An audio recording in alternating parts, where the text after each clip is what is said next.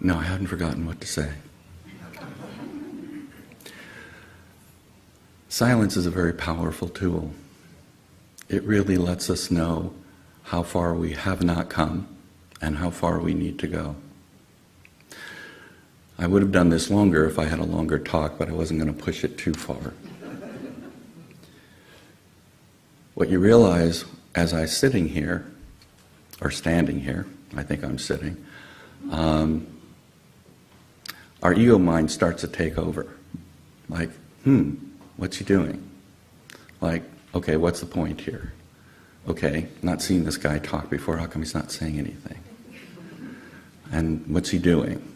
Some of you might even have said, I got up early for this. Like I could have my coffee, checking in on the world. Or some of you might have said, like, what's his point? Okay, what am I supposed to be doing? There's no direction here. You get to look at what your mind does, the ego mind does, when there's supposedly nothing happening. And it's for all of you to check in on those thoughts, not as a judgment, but in looking at where your mind goes when it attempts to fill in the blank. Some of you have been meditating a long time, and I saw some people do it, kind of rolled with me, closed your eyes and just kind of breathed. And that's part of being present.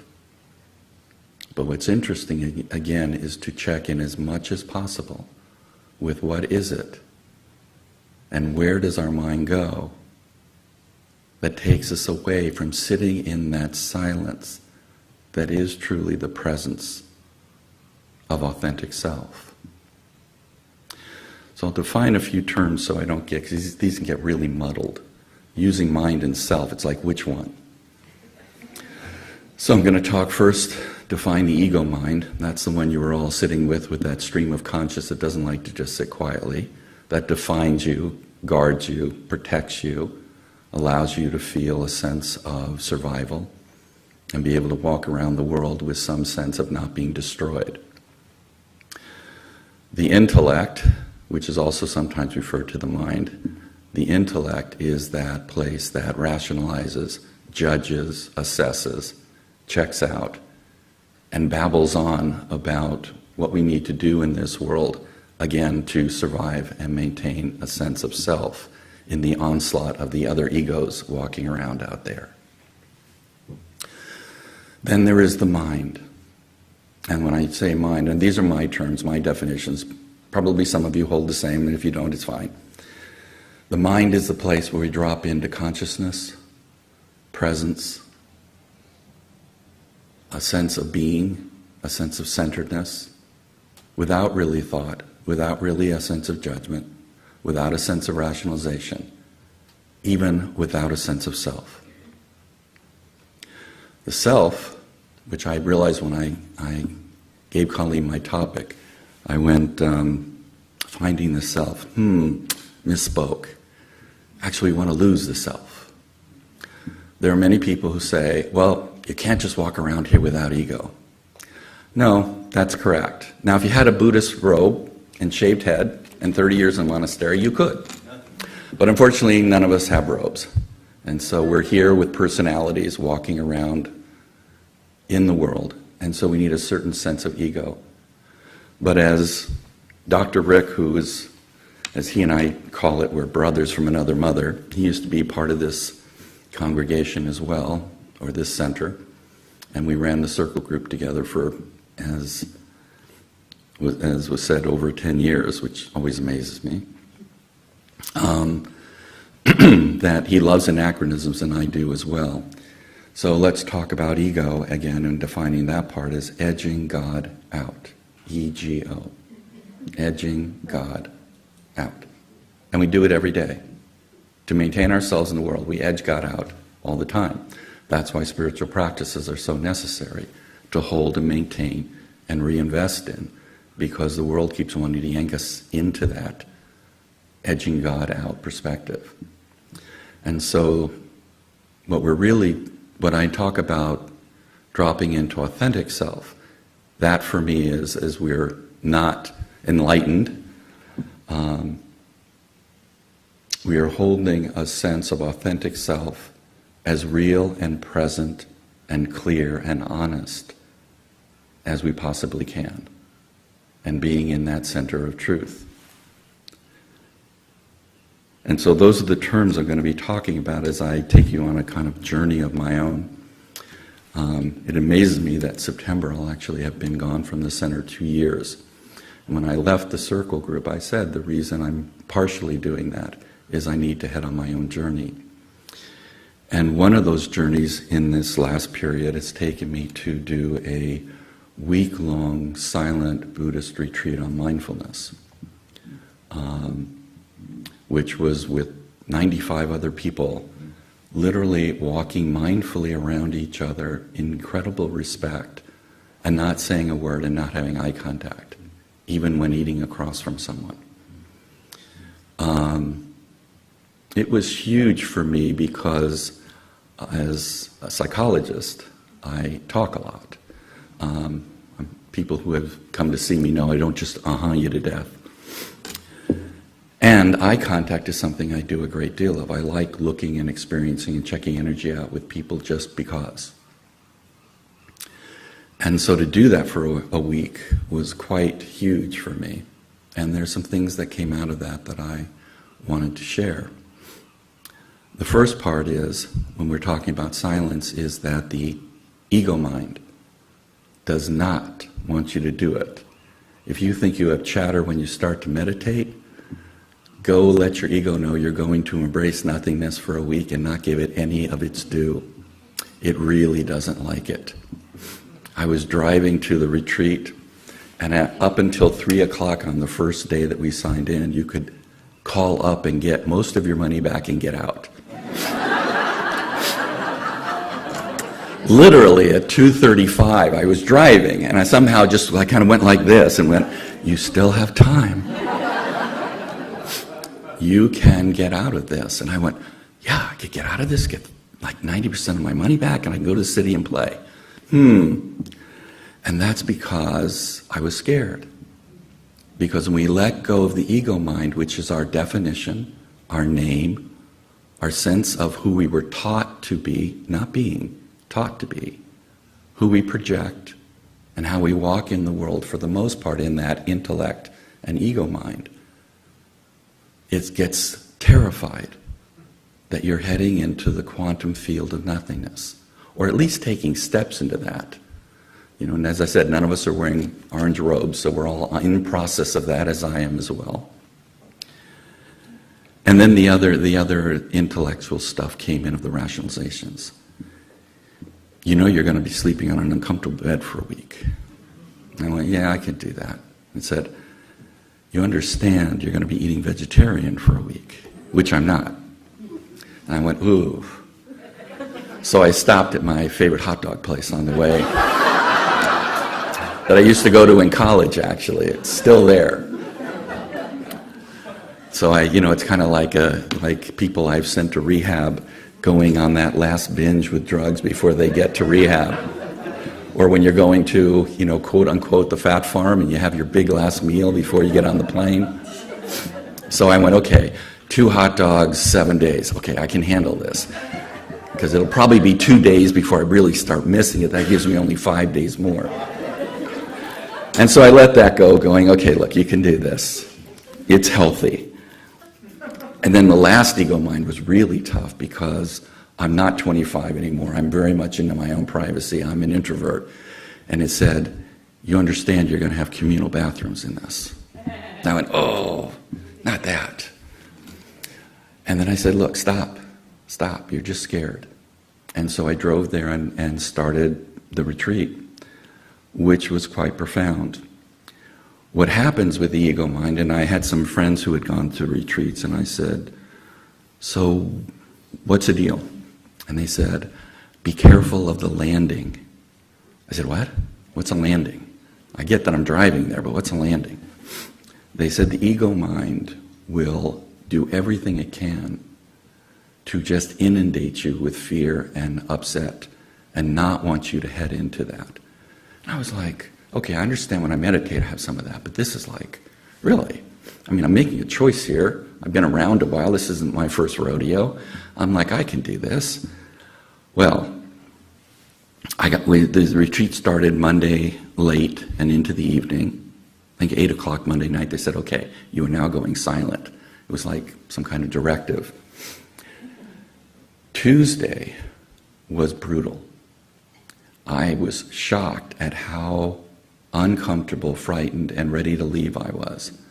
And I've gone to numerous therapists in my training. I've done it on my own. I'm a psychologist, and I've been meditating on the spiritual path since I was 18. I'm like, come on. And because this is such a huge step, and I invite anyone to contemplate it, but not do it unless it resonates. When I get 2 messages from the same source, sorry, flip that was my dyslexia. When I get 1 message from 2 sources, I always listen. 2 people I know had gone to retreats, and hadn't even contemplated that. I was looking, though, for more depth. They kept saying, okay, universe, I need to step deeper. This is what I'm about and what I want to do, and let's do it. And so Tuesday, I was terrified. I was so uncomfortable, I couldn't even get a sense of what it was. And luckily, one of the facilitators, there were 3 of them, who they would do an afternoon talk. Otherwise, it was silent most of the time. Almost, actually, all the time. And he said, how many people are uncomfortable? And 2/3 of the people raised their hand. I went, okay, I'm in the norm. This works. I'm in the bell curve. I can do this then. It's not aberrant. This is expected. If I know it's expected, I can handle it to some degree. And I said, okay, so this is the landing. This is where the ego mind is going. I will do whatever it takes to have you leave. And what I said to myself was, I don't believe in being tortured or in agony. I let my patients know that's not what we do when we work. And so I was also not about that. And I said, if by Wednesday afternoon this still exists, I'll go home and process it, I'll handle it, I'll take care of it, but I am not doing this for a week. That is, I'm not into masochism, and that seemed like a masochistic thing to do. So Tuesday, and the other thing my ego mind did, which is most of you know who know me, I'm not a morning person. We were meditating at 6:15 in the morning, every morning.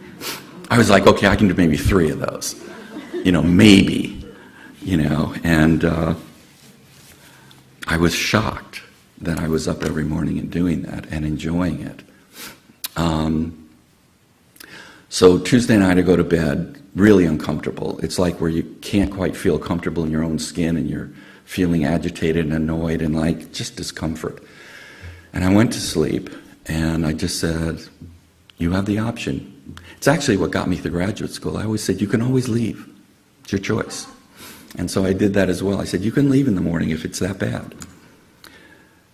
At 4 in the morning, I had the most, which is what I want to share with you, that when you commit to silence, as you do have to have, as we all do on a spiritual path, you have to be a spiritual warrior, which is about courage. And if you don't remember, I actually did a talk here on being a spiritual warrior. It's in the CSA library. It's also on my website.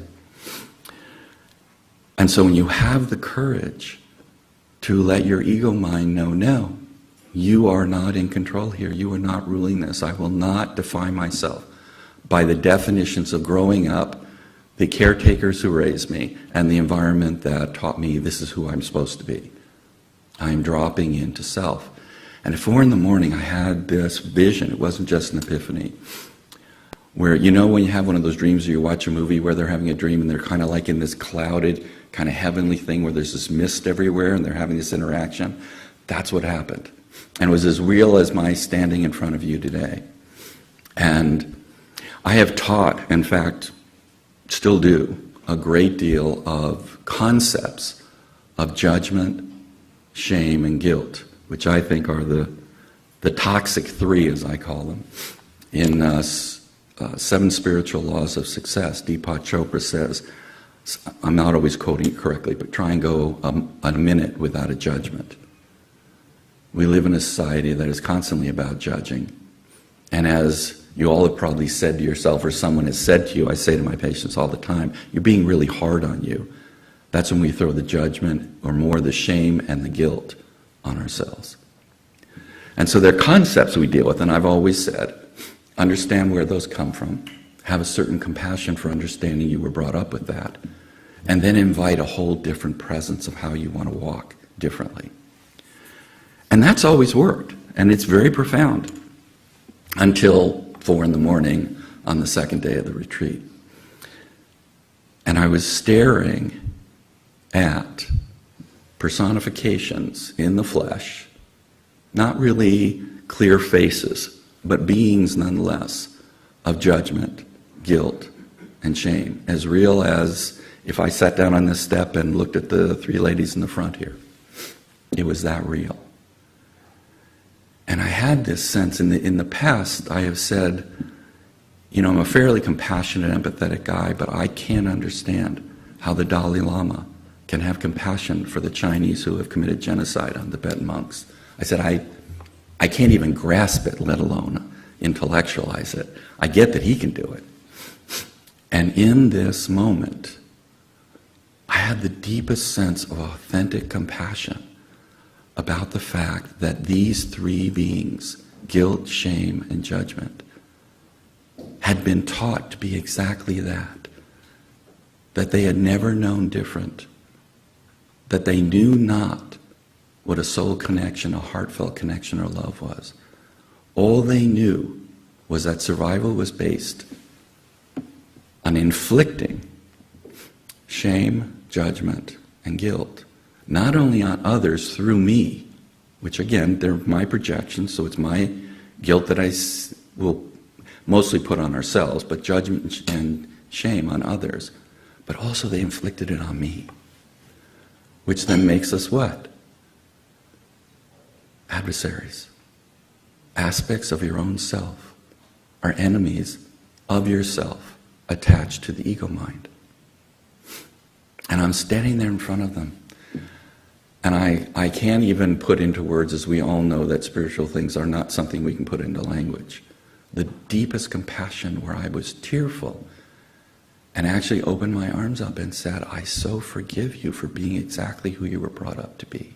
I so get that you had no other option than to be as awful and toxic and cruel as you were brought up to be. That there was no other perspective for you to hold. And therefore, since that's who you are, and you believed in some respect that you were safeguarding me by me feeling bad about myself and also me kind of projecting onto others that they're less, because again, judgment makes someone feel bad, that they're just wrong. Shame makes us feel belittled, dismissed, and worthless. And guilt beats us up that we have no right to almost what we feel or how we're being, and we are completely wrong with the other person. What I teach my patients, I'll share with you because I think it's important. Guilt is what we put on ourselves when we can't get angry. A lot of my patients go, what? And I go, imagine when you said to your parent when you were little, because out of the mouth of babes comes truth, before you learn what guilt is, you said, that wasn't fair. That really hurt my feelings. That wasn't okay. Why are you doing it? And they went, be quiet. What's the matter with you? That wasn't wrong. That was okay. You know, why are you feeling that way? Well, when the gods of our universe, who are our caregivers, say that, we go, ooh, I not only hurt their feelings and upset them, but I made them mad at me and I was wrong. That's guilt. When we can't allow the anger of what we feel in presence of what we feel, we turn it on ourselves as guilt. And we beat the heck out of each other, ourselves. So I came up to these 3 with the most open-hearted sense of, believe me, more than I own right now. I don't know where that came from. It was the most incredible experience. And I put my arms around them and we all started crying. Now it didn't heal them because there's a lot of healing to do. There's a lot of stuff going on with those things. But there was a deep connection of, I forgive you, I understand where you're coming from, and now I know who you are. Now you're actually beings to me. I'm going to have a dialogue every time you start to tug on me to do guilt, shame, and judgment, and it is not okay. And we kind of made a pact about that, and it was the most profound thing. which would not have come if I didn't sit in the silence of allowing what's underneath the ego mind that is actually my authentic self and sense of being, which is the goal of spiritual practices, and actually the goal of the naming of this center, Center for Spiritual Awakening. It is the awakening. Now, as I finished that, I saw that there was a fourth person to the right, and I went, oh, another one. I looked over, and it was ego, who is actually the band leader of the Toxic Three. Ego is the orchestrator of exactly where guilt and judgment and shame are going to get projected. He's kind of pulling the strings. And I started to turn to him, and he looked at me, he said, don't even think about it. He said, don't even go there. I have been in control since you were 5. I have been orchestrating the way things go and how you're going to be, even though you've done a lot of work, forever. And I have no interest in giving that up. I have no interest in allowing you to shift or take away the power I have. And why would he? Why would he want any of that mitigated? And so I said, okay, so I'm not going to have a control battle with you. That's silly. That's just going to feed you. You know, like those old Godzilla movies where they get caught up in the electrical wires and they just love feeding all that energy. You get in conflict with your ego, they just enjoy it. It's like, oh boy, conflict. Great, I get to debate you. You know, we'll play at this. Sorry, my nose is running a little. Sometimes when I run high energy, that happens. So I looked at him and I just dropped back into self, which is, again, not about ego. It's not about battling him. It's not about winning. It's not about getting to understand. It's not about shaking him. How many of us do that? When we offer a sense of self or a sense of what we need or a sense of what's going on inside us to someone and they don't want to hear it, what do? We keep knocking on the door. How come I can't get through to you? How come you won't change? How come you don't want to hear me? How come you don't want to love me? How come you don't want to step up and give me the empathy I need? And the answer is, 'cause they don't. They don't. All the people who have worked with me, my chair is kind of like that close to the wall, and I always just tap the wall and I say, go ahead, run through it. I'll watch.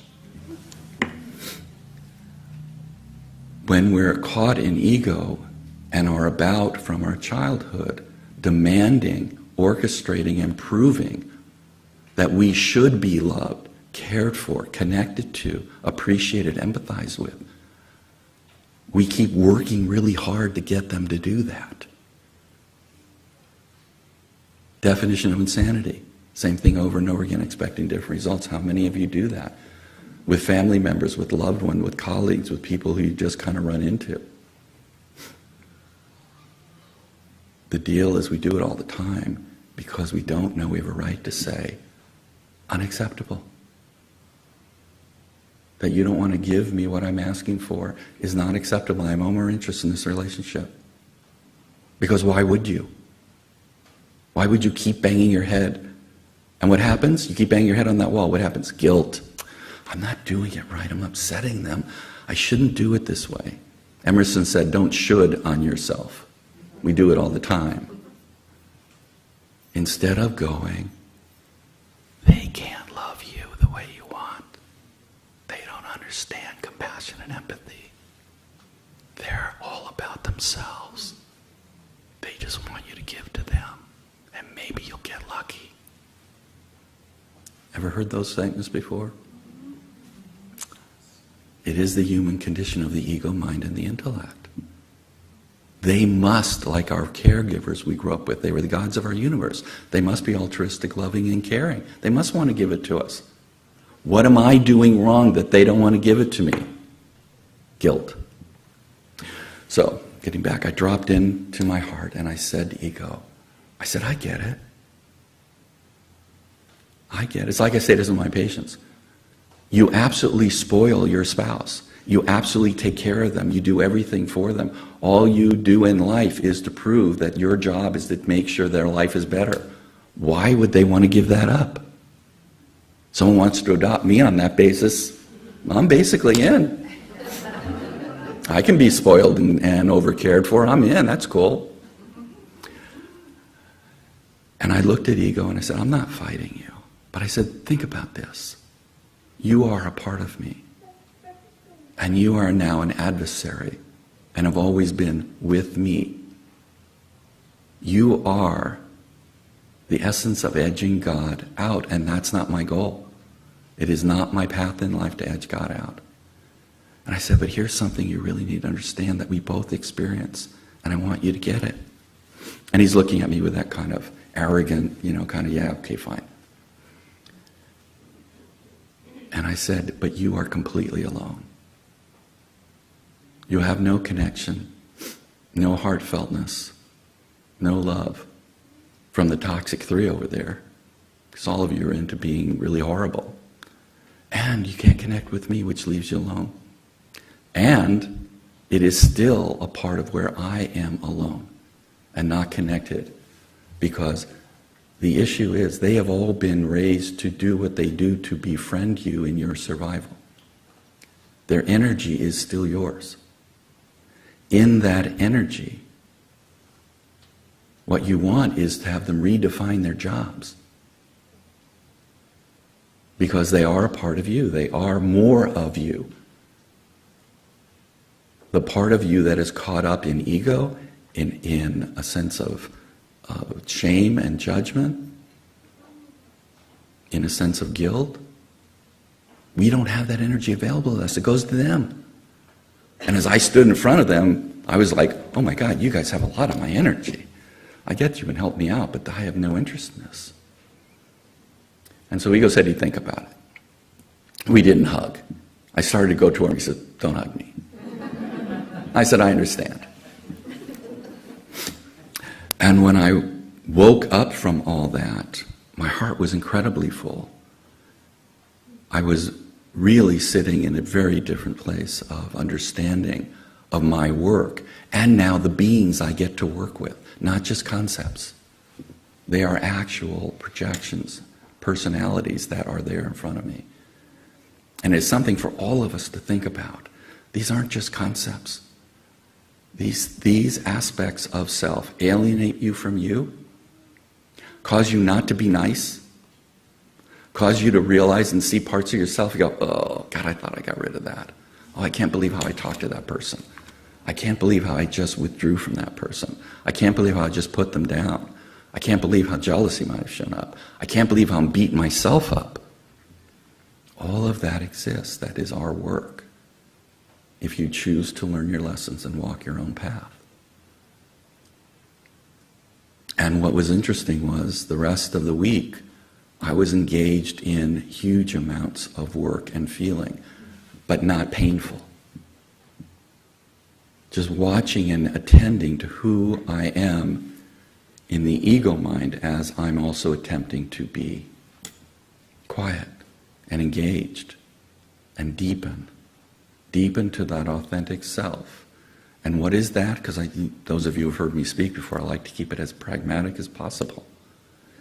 It is being in that authentic place of honesty, working to be aware and conscious and mindful of where our jealousy, where our shame, where our judgment, where our ego, where our guilt shows up. And not to eradicate it and set it off to the side or poo-poo it or go, stop it. It's to sit in and go, oh, okay. What's going on that triggered this? What's going on inside of me that brought this up? And then do the really courageous thing of making amends to those you misspoke to. Being able to really honor and own who we are at the deepest level, at a deep sense of truth and honesty in self, which takes an incredible amount of work, because everything outside of this center, and if you don't believe me, just kind of check into yourselves about a half hour after you leave here with the person who cut you off on the highway or stepped in front of you, or the frustrations you have around some of the errands you have to run today, or getting caught up in deadlines of who you have to meet and when. And we lose sight of that center. It is an important thing and a definite thing and a difficult thing to do every day. Every moment. Every moment. I mean, even as I'm standing here, I'm going, okay, Gary, what you're saying has a lot of merit to it. But if I were sitting there, it'd be almost like, gosh, it's kind of talking slow, and it's not that fired up he used to be, and, he's been a passionate speaker in the past. This is the post-retreat deal. And so the ego's going like, gosh, I wonder how they feel. I wonder how you're doing. I'm more inside, I'm going, oh, I'm a little insecure that it's going okay. I saw a woman walk out and I went, oh my God, she walked out. And we have to be aware of who we are in that moment. But in that vulnerability of self, we've been brought up to believe that that means we're weak, that we're going to get attacked, that we're less than. But again, in my sharing my own insecurities, I stand here and share an experience I had that I think relates to all of us. Do you feel like I'm giving my power away? Do you feel like I'm weak? Do you feel like I, am fragile and going to get stepped on? No. Vulnerability has an empowerment to it that has no wiggle room in terms of what I say all the time to people I work with, of what I want more of and what I don't want any more of. I don't want any more shame and judgment and people being mean. I have no interest in that. And I have a great interest in people who are empathetic and compassionate and caring. They don't have to agree with what I say, but just listen respectfully.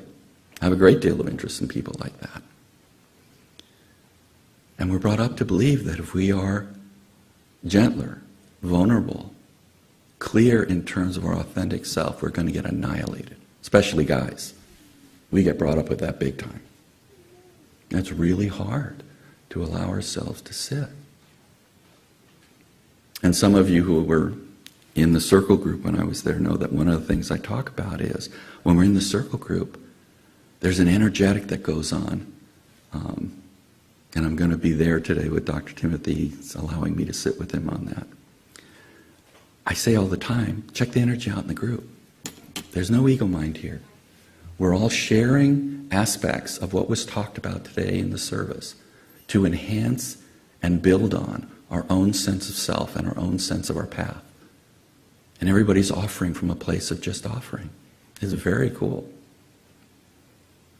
There's even less of that in here today, so everybody's kind of sitting quietly. You can feel it. You're not running all through your day and your lists and your deadlines and your commitments and what's going on and blah, blah, blah. You can feel it in the silence.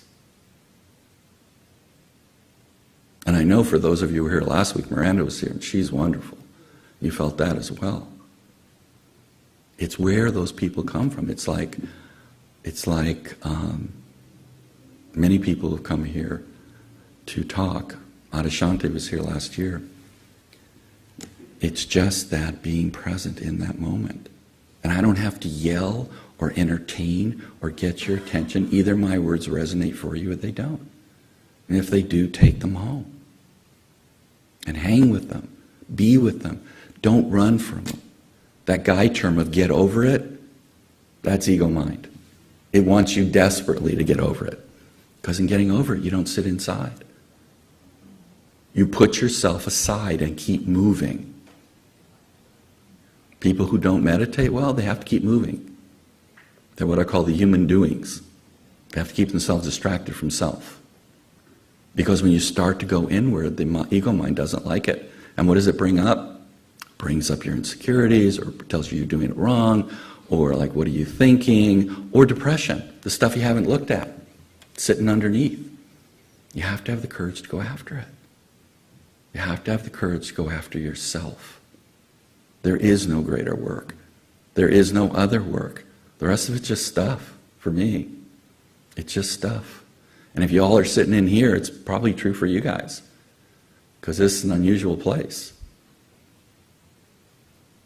I mean, in the 60s this would have been cool, but in the 21st century, we're like really weird. I'm sure the churches down the street talk about us. Oh, they're those guys. And now they're even worse. They're a center for spiritual awakening. It was bad enough, and they were Pacific Coast Church.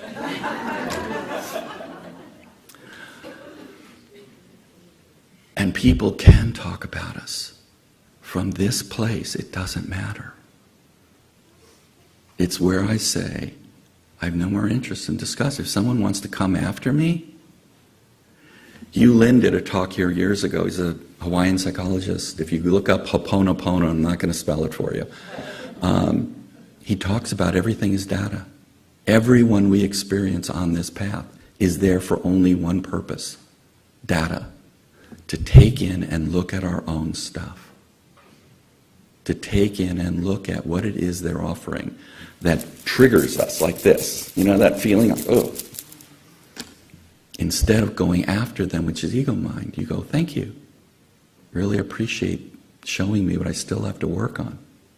Because I thought I was further along than this. And that's ego too. Oh, we're further along, we're cool, we're like spiritual beings. We are if we really walk it, but you got to walk your talk, and this is the hard part.